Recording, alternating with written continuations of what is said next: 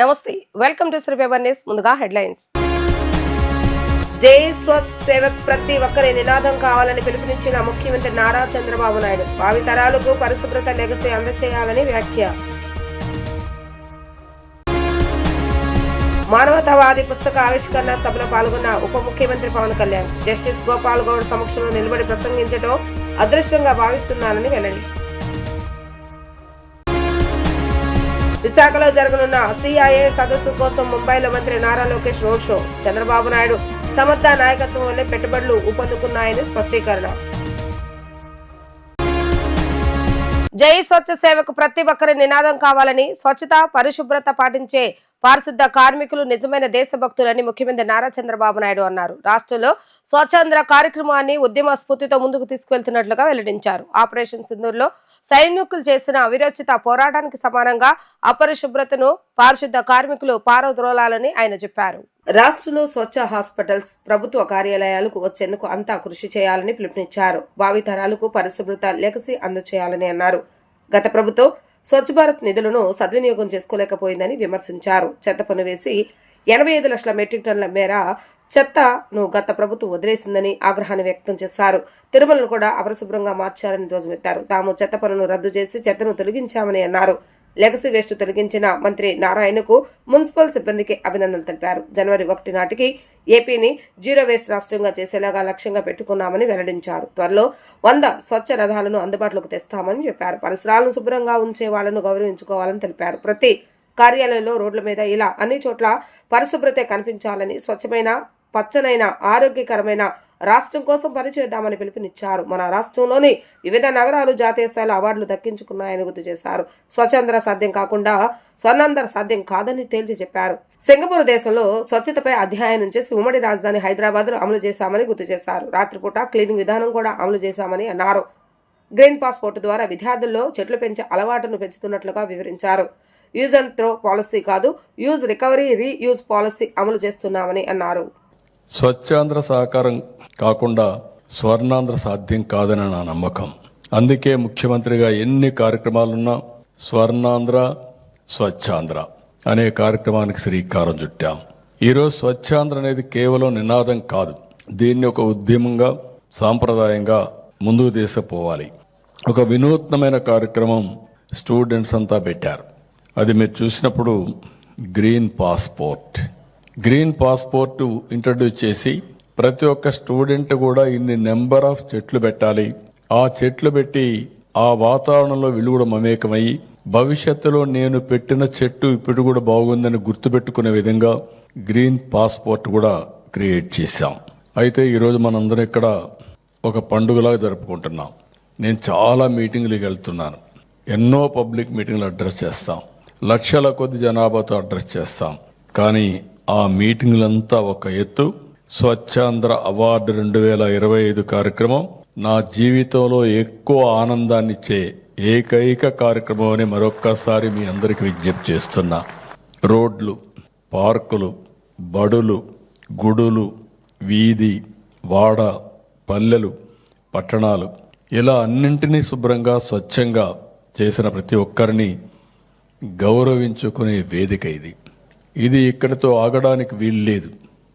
మిమ్మల్ని చూస్తుంటే మీలో ఒక్కొక్కరు ఆపరేషన్ సింధూర్ వీరుల్లాగా కనపడుస్తున్నారు నాకు.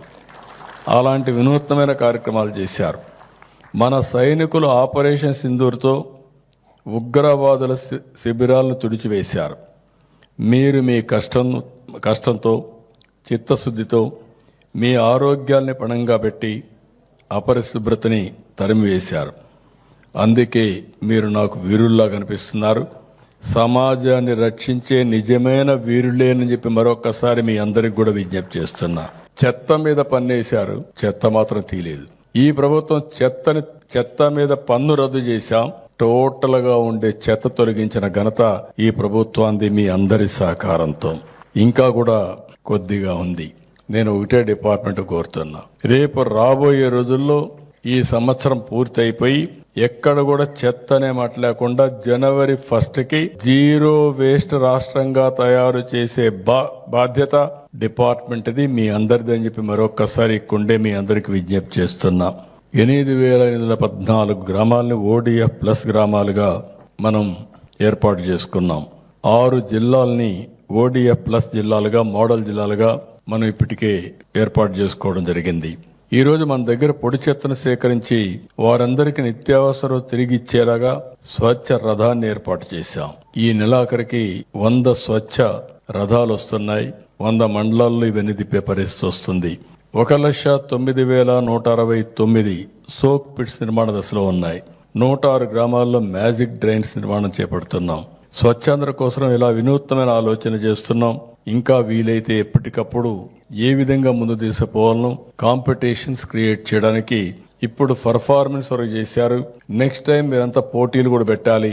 మంచి స్లోగన్స్ రాయడం గాని, పాటలు రాయడం గాని, ఇలాంటి కల్చరల్ ప్రోగ్రామ్స్ కూడా పెట్టి వాళ్ళ ప్రతిభని పైకి తీసుకురావడమే కాకుండా ఎక్కడికక్కడ స్వచ్ఛాంధ్ర అనేది ఒక ఉద్యమ స్ఫూర్తితో ముందుకు తీసుకుపోవాల్సిన అవసరం ఉంది. న్యాయం అనేది కేవలం తీర్పుగా ఉండిపోకూడదని, అది బాధితుల తరపున వినిపించే గణంగా ఉండాలని భావించిన గొప్ప న్యాయ కోవిదుడు జస్టిస్ వి గోపాలగౌడ అని ఉప ముఖ్యమంత్రి పవన్ కళ్యాణ్ అన్నారు.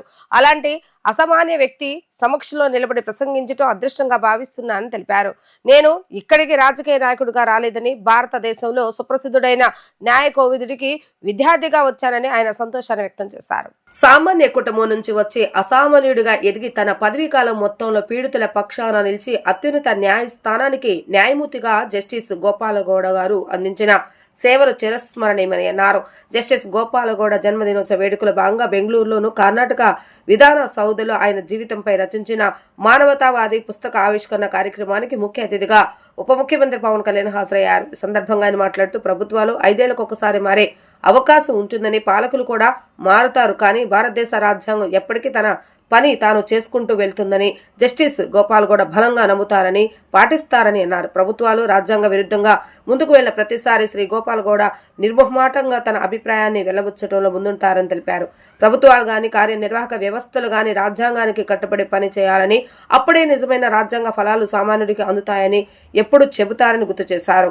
రాజ్యాంగం అనేది కేవలం ఒక పుస్తకం కాదు, రాజ్యాంగం ఎప్పుడు దాన్ని రక్షించే వారి చేతిలో ఉండాలని జస్టిస్ గోపాలగౌడ చెబుతుంటారని పేర్కొన్నారు. మేము ఆయన మాటలకు, మేధస్సుకు ఎప్పుడు రుణపడి ఉంటామని ఆయన స్పష్టం చేశారు.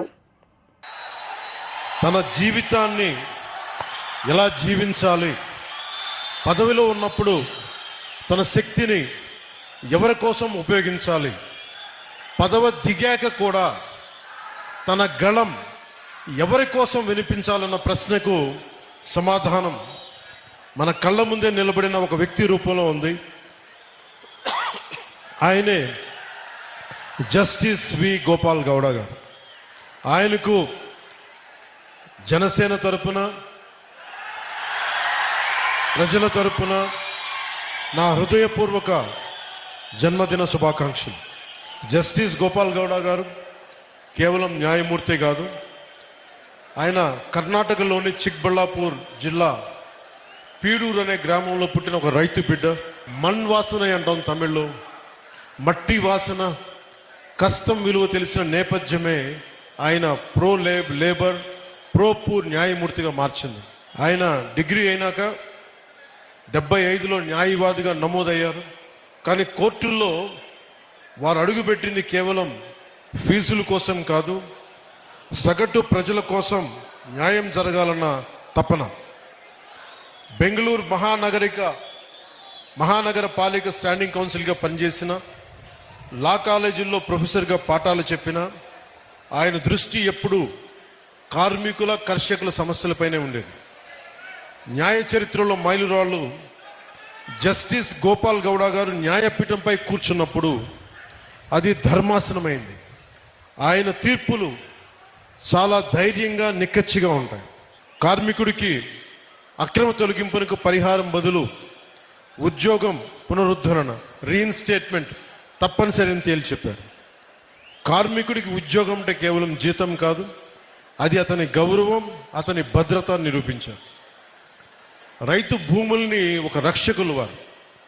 పాత చట్టాల పేరుతో రైతుల భూముల్ని లాక్కోవటం ఎంతవరకు ధర్మం? భూసేకరణ చట్టం 2013లోని సెక్షన్ 24 పారాగ్రాఫ్ 2ను పటిష్టంగా అమలు చేస్తూ 5 ఏళ్లుగా పరిహారం చెల్లించని రైతుల భూములను అక్విజిషన్ ల్యాబ్స్ చేసి తిరిగి వారికి అప్పగించారు. రైట్ టు లైఫ్ అంటే జీవించే హక్కు అంటే జీవనోపాధి అని, రైట్ టు లైవ్లీహుడ్ అని ప్రభుత్వాలకి చాలా సున్నితంగా హెచ్చరించారు. అలాగే నాకు ప్రత్యేకించి జనసేన సిద్ధాంతాలకి ఆయన చాలా బలమైన సపోర్టర్, బలమైన మద్దతుదారు. జస్టిస్ గోపాల్ గౌడ గారు అంటే కేవలం రిటైర్డ్ సుప్రీంకోర్టు జడ్జి కాదు, ఆయన నేటికి నేటికి ఏ పాలకుల్లో ఏ తప్పులు ఉన్నా కానీ రాజ్యాంగ ఉల్లంఘనలపై నిర్భయంగా గళమెత్తుతున్న ఒక నిత్య పోరాట యోధులు. ఆయన జనసేన సిద్ధాంతాలను, విలువలను ఎంతో గౌరవిస్తారు. అందుకే చాలా పరిస్థితుల్లో ఆయన మేము చేసిన పోరాటంలో ఆయన పాల్గొంచుకున్నారు. భూసేకరణ చట్టంపై కావచ్చు, నల్లమల యురేనియం తవ్వకాలు కావచ్చు, అలాంటి సమావేశాలు ఆయన ఇచ్చిన దిశానిర్దేశం మా పోరాటానికి బలం. ఇటీవల గత ప్రభుత్వాలు ఉన్నప్పుడు రాజధానుల ఆలోచనపై న్యాయపరమైన అంశాలను చాలా నిర్మోహమాటంగా నిక్కచ్చిగా చెప్పారు. ఆయన ధైర్యం, ఆయన నిబద్ధత, ఆయన విలువలతో కూడిన రాజకీయం, ఇవన్నీ జనసేన లక్ష్యాలు. యువ న్యాయవాదులకు, ప్రజానాయకత్వానికి, రాజ్యాంగాన్ని కాపాడాల్సిన అవసరాన్ని ఆయన నిరంతరం గుర్తు చేస్తారు. ఆంధ్రప్రదేశ్ రాష్ట్రం పెట్టుబడులకు స్వర్గధామంగా మారబోతుందని రాష్ట్ర ఐటీ ఎలక్ట్రానిక్స్ విద్యాశాఖ మంత్రి నారా లోకేష్ అన్నారు. ప్రపంచ ప్రసిద్ధి సంస్థలు ఇక్కడ తమ కార్యకలాపాలు ప్రారంభించేందుకు ఆసక్తి చూపుతున్నాయని తెలిపారు. ముఖ్యమంత్రి నారా చంద్రబాబు నాయుడు విజన్, ఆయన నాయకత్వంపై ఉన్న నమ్మకమే దీనికి కారణమని ఆయన స్పష్టం చేశారు. విశాఖపట్నంలో నవంబర్ 14-15వ తేదీల్లో జరగనున్న ప్రతిష్టాత్మక సిఐఏ పార్ట్నర్షిప్ సమిట్ నేపథ్యంలో ముంబైలోని తాజ్ ప్యాలెస్ హోటల్లో పారిశ్రామికవేత్తలతో నిర్వహించిన రోడ్ షోలో లోకేష్ పాల్గొన్నారు. ఈ సందర్భంగా ఆయన మాట్లాడుతూ రాష్ట్రంలో పెట్టుబడుల వాతావరణం అత్యంత సానుకూలంగా ఉందని, ప్రపంచ దిగ్గజ సంస్థలు ఏపీ వైపు చూస్తున్నాయని అన్నారు. టెక్నాలజీ రంగంలో మరో పెద్ద ముందడుగు వేస్తూ ఈ నెల 14వ తేదీన 1 గిగావాట్ సామర్థ్యం ఉన్న గూగుల్ డేటా సెంటర్ ఏర్పాటు కోసం అవగాహన ఒప్పందం MOU కుదుర్చుకున్నట్లుగా ఆయన ప్రకటించారు. ఇందుకోసం కేంద్ర ప్రభుత్వంతో చర్చించి ప్రత్యేకంగా డేటా సెంటర్ పాలసీలో మార్పులు తీసుకొచ్చినట్లుగా తెలిపారు.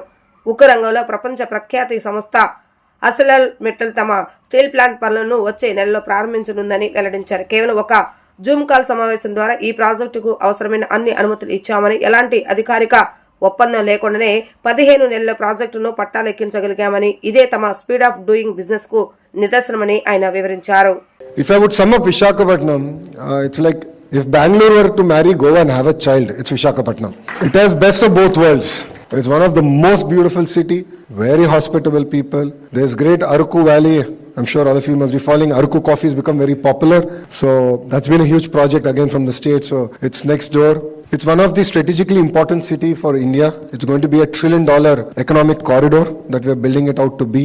Amravati, a greenfield capital city, is again. Mr. Naidu has done Cyberabad, he's doing it all over again with Amravati, and India's first 158 qubit quantum computer, South Asia's first 158 qubit quantum computer is coming to Amravati. And we're going to build an entire ecosystem around it. So a lot of exciting times, a lot of exciting projects. A lot of people ask me, what is the sector that you're focused on? It's too narrow for us. We're eager to get things done. We're looking at across sectors because we have an extremely long coastline. We're a peculiarly long state in that sense. It lends itself for decentralized development, and that is one of the marquee things that we're doing in Andhra Pradesh. So I would request all of you to come visit us, give us a chance, and we will rewrite history together. That's what Andhra Pradesh offers, and thank you very much for having me. You should choose Andhra Pradesh over other states in India. And we're here, of course, to compete. We love competition. We love to compete with other states. I believe that competitive federalism is very, very important for our nation. It makes us stronger. It makes us a lot more alert. And this is an exciting time. So I invite all of you to come visit us, be part of our partnership summit, 14th, 15th of November in Visakhapatnam. If I would sum up Visakhapatnam, it's like if Bangalore were to marry Goa and have a child, it's Visakhapatnam.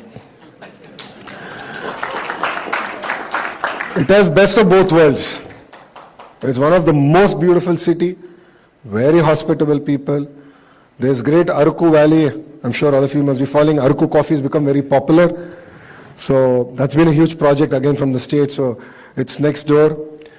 It's one of the strategically important city for India. It's going to be $1 trillion economic corridor that we are building it out to be.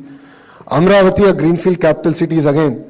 Mr. Naidu has done Cyberabad, he's doing it all over again with Amravati, and India's first 158 qubit quantum computer, not India, South Asia's first. I'm sorry, I stand corrected. South Asia's first 158 qubit computer, quantum computer is coming to Amravati. And we're going to build the entire ecosystem around it.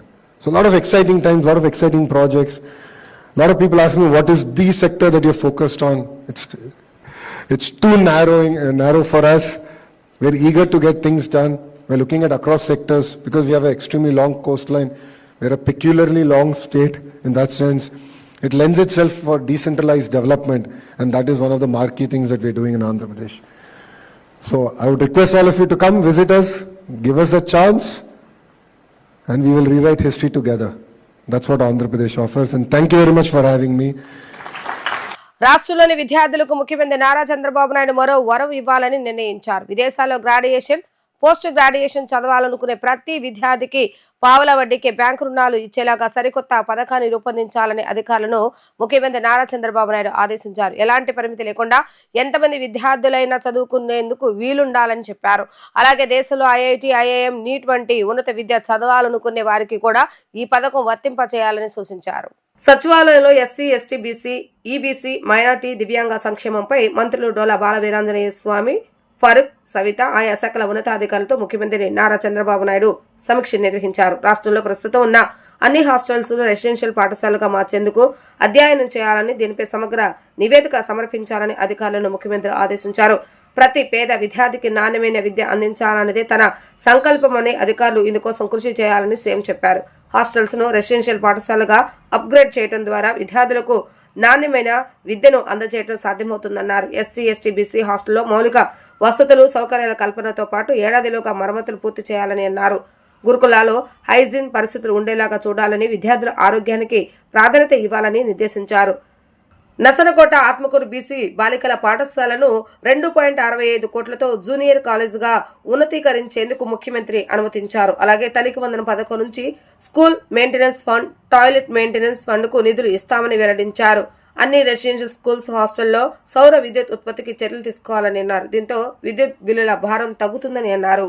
ప్రధాని నరేంద్ర మోడీ నేతృత్వంలో చంద్రబాబు నాయుడు సారథ్యంలో అటు దేశం, ఇటు రాష్ట్రం అభివృద్ధి వైపు దూసుకువెళ్తుందని union minister Ramdas Athawale తెలిపారు. మేక్ ఇన్ ఇండియా ద్వారా దేశం అభివృద్ధి వైపు పరుగులు తీసేలా ప్రధాని మోడీ కృషి చేస్తున్నారని చెప్పారు. కులాంతర వివాహాలను ప్రోత్సహిస్తున్నామని, కులాంతర వివాహాలు చేసుకున్న వారికి కేంద్ర ప్రభుత్వం అందించే ప్రోత్సాహకాన్ని విజయవంతంగా అందజేస్తున్నామని తెలిపారు. ఏపీలో 1,80,000 మంది ప్రధానమంత్రి యోజన ద్వారా లబ్ధి పొందారని వివరించారు. 9,71,000 మందికి ఏపీలో కేంద్ర ప్రభుత్వం గ్యాస్ కనెక్షన్స్ అందించిందని చెప్పారు. ఏపీలో అమరావతి రాజధాని అభివృద్ధికి కేంద్ర ప్రభుత్వం పూర్తి స్థాయిలో సహకారం అందజేస్తుందని అన్నారు. माननीय नरेंद्र मोदी जी के नेतृत्व में और चंद्रबाबू नायडू जी के नेतृत्व में यहाँ बहुत ही बड़ा सपोर्ट हमारे एनडीए को किया और यहाँ मतलब कम से कम 25 सीटों में से 21 सीटें जो है ये 21 सीटें हमारी एनडीए की यहाँ चुनकर आई। 16 सीट टीडीपी की है, 3 सीट बीजेपी की है और 2 सीट हमारे पवन कल्याण जी की पार्टी की 2 सीट है। और विधानसभा में भी मतलब बहुत ही भारी वोटों से चंद्रबाबू नायडू जी को पुनः मुख्यमंत्री बनाने में यहाँ की जनता ने बहुत बड़ा काम किया है। और माननीय नरेंद्र मोदी जी के नेतृत्व में देश विकास की दिशा से आगे बढ़ रहा है। अपनी देश की इकोनॉमी आज नंबर 4 पर है। यूपी की सरकार जब थी, डॉक्टर मनमोहन सिंह साहब की सरकार थी, तब अपनी इकोनॉमी 10 नंबर पर थी, लेकिन 10 सालों में वो इकोनॉमी 5 नंबर पर आई थी। और अभी 4 महीना पहले अपने देश की इकोनॉमी 4 नंबर पर अभी आई है, 5 नंबर से 4 नंबर पर आई है। तो सबका साथ सबका विकास का नारा देकर और मेड इन इंडिया का नारा देकर मेक इन इंडिया को बहुत ही ज़्यादा मजबूत करने का काम माननीय नरेंद्र मोदी साहब कर रहे हैं। 10 सालों में कम से कम 25 करोड़ लोग गरीब रेखा के ऊपर आए हैं। और आप लोग जानते हैं कि रोड का डेवलपमेंट है, एयरपोर्ट का डेवलपमेंट है, किसान है, युवा है, महिला है, गरीब है, ऐसे तमाम लोगों को न्याय देने के लिए हमारी सरकार काम कर रही है। इस साल का बजट हमारे हमारी सरकार का इस साल का बजट जो साल चल रहा है इस साल का बजट कम से कम 50 लाख पॉइंट 65 करोड़ और 50 लाख 65,000 का ये इस साल का बजट है। और उसमें जो मेरा मंत्रालय है, मेरे मंत्रालय का बजट 1,68,474 करोड़ का मेरे मंत्रालय का बजट है। ट्राइबल का बजट कम से कम 1,29,000 करोड़ का है। तो दोनों मिलाकर कम से कम 3 लाख करोड़ से ज़्यादा बजट SC/ST को मिला है।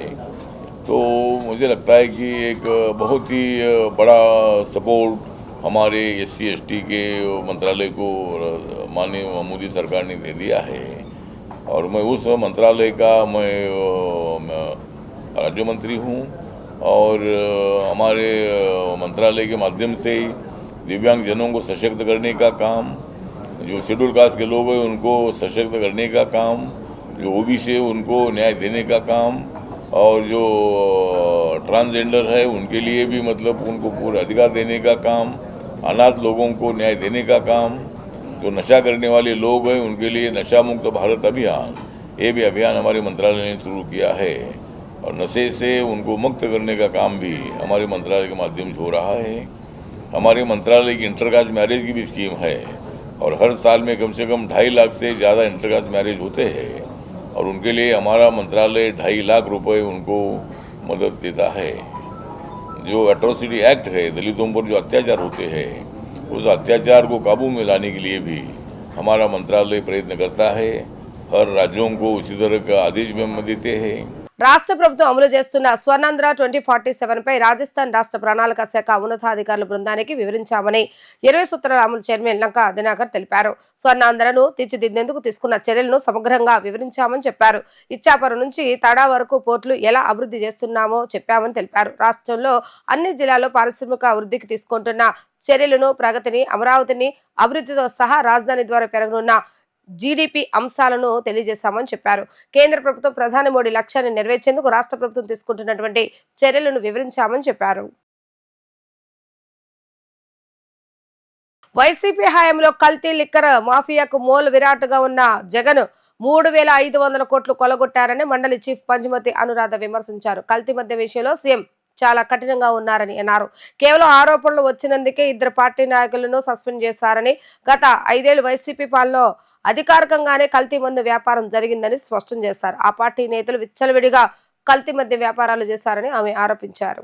టీడీపీ కేంద్ర కార్యాలయంలో ఏర్పాటు చేసిన విలేకరుల సమావేశంలో ఎమ్మెల్సీ పంచుమతి అనురాధ మాట్లాడుతూ కల్తీ మద్యం ద్వారా చాలా మంది జైలు పాలయ్యారని, వారిలో ఎంతమందిని జగన్ సస్పెండ్ చేశారని ప్రశ్నించారు. కల్తీ మద్యం కేసులో జైలుకు వెళ్లిన వారిని స్వతంత్ర సమరయోధులాగా భావించి పరామర్శించిన వ్యక్తి జగన్ అని మండిపడ్డారు. అలాంటి వ్యక్తి నేడు ప్రభుత్వంపై బురద జల్లే ప్రయత్నం చేస్తున్నారని ఆగ్రహాన్ని వ్యక్తం చేశారు.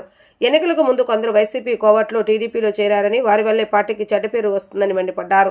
జయ బ్రాండ్ల మధ్యలో విషపూరిత పదార్థాలు ఉన్నట్లు చెన్నై, బెంగళూరుతో పాటు అమెరికాలోని ప్రముఖ ల్యాబ్లు నిర్ధారించాయని అన్నారు. అయినా వైసీపీ ప్రభుత్వం చర్యలు ఎందుకు తీసుకోలేదని ఆమె ప్రశ్నించారు. జగన్మోహన్ రెడ్డి గారు రాష్ట్రంలో ఏదో జరిగిపోతుంది, నకిలీ మద్యం తయారు చేస్తున్నారు, అమ్మేసుకుంటున్నారు అని చెప్పి లబో దిబోమంట ఉన్నారు. మీకు అసలు నిజాలు తెలుసా? మీ హయాములో లిక్కర్ స్కామ్కి తెర లేపి మీరు మూర విరాటుగా ఉంటూ 3,500 కోట్లకు పైగా నకిలీ మద్యాన్ని అమ్మి సొమ్ము చేసుకొని మీ ఎమ్మెల్యేలు, ఎంపీలు, మీ హయాంలో ఉన్న ప్రభుత్వ యంత్రాంగం అంతా జైలు పాలైతే కనీసం ఒక్కళ్ళని కూడా సస్పెండ్ చెయ్యకుండా, లిక్కర్ స్కామ్ గురించి ఒక్క మాట కూడా మాట్లాడకుండా మీరు ఈరోజు మా ప్రభుత్వంపై బురద జల్లే ప్రయత్నం చేస్తారా? అసలు నేను జగన్మోహన్ రెడ్డి గారిని ఒకే విషయం అడదలుచుకున్నా, అసలు మీరేమన్నా పట్టుకున్నారా నకిలీ మద్యాన్ని? మా ప్రభుత్వం పట్టుకుందా? నకిలీ మద్యాన్ని పట్టుకున్నది మా ప్రభుత్వం. ఇమీడియట్గా యాక్షన్ తీసుకోమన్నది ముఖ్యమంత్రి గారు నారా చంద్రబాబు నాయుడు గారు. పోలీస్ రైడ్లు చేయించింది నారా చంద్రబాబు నాయుడు గారు. వాళ్ళు ఎలక్షన్ ముందు వైసీపీ నుంచి మా పార్టీలోకి రావడం జరిగింది. వాళ్ళు కోవట్లుగా వచ్చారని కూడా మాకు ఇప్పుడు అర్థమవుతా ఉంది. వాళ్ళని ఇమీడియట్గా సస్పెండ్ చేసింది నారా చంద్రబాబు నాయుడు గారు. మీ హయాంలో ఎన్నోసార్లు ల్యాబులు, కెమికల్ ల్యాబులు గగ్గోలు పెట్టాయి. మీరు అమ్మేది కరెక్ట్ మద్యం కాదు, కల్తీ మద్యం అమ్ముతున్నారు, ఇందులో స్పిరిట్ యాడ్ చేస్తూ ఉన్నారు, 30,000 మంది ప్రాణాలు ఆల్రెడీ కోల్పోయారు, లక్షల మంది హాస్పిటల్ పాలయ్యారు, మీరు యాక్షన్ తీసుకోండి అని ఎంతమంది చెప్పినా మీరు కనీసం దాని ఇంకా చూసారా మీరు? అసలు ఈరోజు ప్రభుత్వాన్ని కావాలనే బురద జల్లే ప్రయత్నం చేస్తూ ఉన్నారు. ఎందుకంటే ఈరోజు అన్న మాట ప్రకారం కూటమి ప్రభుత్వం, ముఖ్యంగా నారా చంద్రబాబు నాయుడు గారు అన్నీ కూడా అమలు చేయటం జరుగుతూ ఉంది. సూపర్ 6 సూపర్ ఫాస్ట్గా సూపర్ హిట్ అయిపోయింది. ఈరోజు నీ సొంత కుటుంబ సభ్యులే ఈ లిక్కర్ స్కామ్లో ఇరుక్కున్నారు. సొంత కుటుంబ సభ్యులే. దాని గురించి మాట్లాడటానికి కూడా ముందుకు రాని మీరు, మా ప్రభుత్వం నకిలీ మద్యాన్ని పట్టుకొని పోలీస్ రైడ్లు చేయించి, ఎవరైతే ఉన్నారో మా పార్టీలో ఒకళ్ళిద్దరు ఉన్నారో వాళ్ళు వైసీపీ నుంచి వచ్చిన మనుషులు ఎలక్షన్ ముందు 6 నెలల ముందు తలదాచుకోవడానికి మా పార్టీలోకి వచ్చి వాళ్ళు మీ హయాంలో కొనసాగిస్తున్నట్టుగానే ఇప్పుడు కూడా కొనసాగిస్తుంటే దాని గురించి యాక్షన్ తీసుకొని సస్పెండ్ చేస్తే ఈరోజు మీరు ఏదో బాగుంకుందామని చెప్పి ట్రై చేస్తూ ఉన్నారు. ఇది కరెక్ట్ పద్ధతి కాదు. ఈ జన్మలో మీరు మళ్ళీ గెలవటం అనేది జరగని పని. గత ప్రభుత్వం ఎంతో ప్రతిష్టాత్మకంగా ఏర్పాటు చేసిన రాజ్యాంగ నిర్మాత డాక్టర్ బిఆర్ అంబేద్కర్ స్మృతి వనంలో పనిచేసే కాంట్రాక్టు కార్మికులకు గత 9 నెలలుగా జీతాలు చెల్లించకపోవడంతో కాంట్రాక్టర్లు నిర్లక్ష్యం చూపించడం వల్ల కార్మికులు రోడ్డును పడుతున్నారని సిఐటి నగర అధ్యక్షులు దుర్గారావు ఆవేదన వ్యక్తం చేశారు. కాంట్రాక్టు కార్మికుల సమస్యలను జిల్లా కలెక్టర్ దృష్టికి తీసుకువెళ్లడం జరిగిందని, కలెక్టర్ సానుకూలంగా స్పందించి కార్మికులకు న్యాయం చేస్తానని హామీ ఇచ్చారని తెలిపారు. నగరంలోని డాక్టర్ బిఆర్ అంబేద్కర్ స్మృతి వనంలో పనిచేస్తున్న కాంట్రాక్టు కార్మికులకు జీతాలు చెల్లించాలని ఎన్టీఆర్ జిల్లా కలెక్టర్ లక్ష్మీ షాకు సిఐటి నాయకులు వినతి పత్రాన్ని అందించారు. ఈ సందర్భంగా సిఐటి నాయకులు మాట్లాడుతూ గత 9 నెలల నుంచి కాంట్రాక్టు కార్మికులకు జీతాలు అందకపోవడం వల్ల గత కొన్ని రోజుల నుండి 22 మంది ఉద్యోగులు శాంతియుతంగా ఆందోళన చేయడం జరుగుతుందని, కార్మికులకు జీతాలు చెల్లించాలని నగరపాలక సంస్థ కమిషనర్ ఎన్టీఆర్ జిల్లా కలెక్టర్కు వినతి పత్రాలను అందజేయడం జరిగిందని చెప్పారు. కార్మికులకు జీతాలు చెల్లించాలని కాంట్రాక్టర్లకు అనేకసార్లు మొరపెట్టుకున్నా తమకు బిల్లులు కార్పొరేషన్ నుండి రావటం లేదని, అందుకని కార్మికులకు జీతాలు చెల్లించలేకపోతున్నామని పేర్కొన్నారు. ఇప్పటికైనా అధికారులు స్పందించి కార్మికులకు న్యాయం చేయకపోతే ఆందోళన ఉధృతం చేస్తామని హెచ్చరించారు. విజయవాడ నగరంలో నడిబొడ్డున ఉన్న అంబేద్కర్ స్మృతి వనంలో పారిశుద్ధ్యంగా పనిచేస్తున్న 22 మంది కార్మికులకి ఆర్కే కాంట్రాక్టర్ 9 నెలలుగా జీతాలు ఇవ్వడంతో ఆ కుటుంబాలు రోడ్ల పాల్పడ్డాయి. గత 3 రోజులుగా అంబేద్కర్ స్మృతి వనం దగ్గర ఆందోళన చేస్తున్నాం. ఈరోజు కలెక్టర్ గారికి అలాగే మున్సిపల్ కమిషనర్ గారికి కూడా ఇవాళ వినతిపత్రాలు ఇవ్వటం అనేది జరిగింది. కలెక్టర్ గారు సానుకూలంగా స్పందించి మున్సిపల్ కమిషనర్తో అలాగే సాంస్కృతిక విభాగం వాళ్ళతో మాట్లాడి మీకు న్యాయం చేస్తామని చెప్పేసి అనేది హామీ ఇచ్చారు. 9 నెలలుగా జీతాలు లేకపోవటం వలన ఆ కుటుంబాలు రోడ్డును పడ్డాయి, అప్పులు చేసి బతుకుతున్నారు. ఏదో అంబేద్కర్ స్మృతి వనం దగ్గర పనిచేస్తే మాకేదో పర్మనెంట్ జరిగిద్ది, ఈఎస్ఐ పిఎఫ్ సౌకర్యాలు కలుగుతాయి, మా కుటుంబాలు గడుగుతాయి అని చెప్పిన ఆశతో అక్కడ పనిచేస్తున్న కార్మికులకి నిరాశ గురైంది. అంబేద్కర్ గారి సాక్షిగా ఈరోజు వాళ్ళు రోడ్ల పాలు అవ్వాల్సిన పరిస్థితి ఏర్పడింది.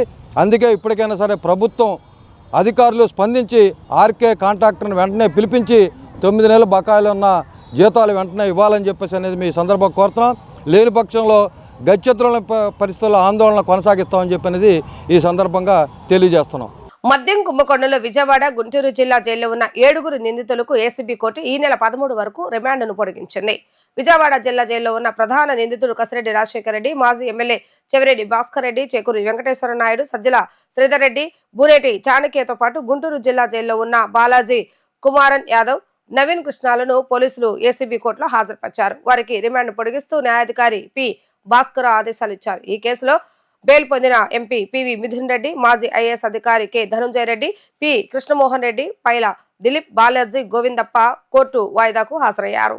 వార్తలు ముగించే ముందు హెడ్లైన్స్ మరొకసారి. జై స్వచ్ఛ సేవక్ ప్రతి ఒక్కరి నినాదం కావాలని పిలుపునిచ్చిన ముఖ్యమంత్రి నారా చంద్రబాబు నాయుడు. భావితరాలకు పరిశుభ్రత లెగసీ అందచేయాలని వ్యాఖ్య. మానవతావాది పుస్తక ఆవిష్కరణ సభలో పాల్గొన్న ఉప ముఖ్యమంత్రి పవన్ కళ్యాణ్ జస్టిస్ గోపాల్ గౌడ్ సమక్షంలో నిలబడి ప్రసంగించడం అదృష్టంగా భావిస్తున్నానని వెల్లడి. విశాఖలో జరగనున్న సిఐఏ సదస్సు కోసం ముంబైలో మంత్రి నారా లోకేష్ రోడ్ షో.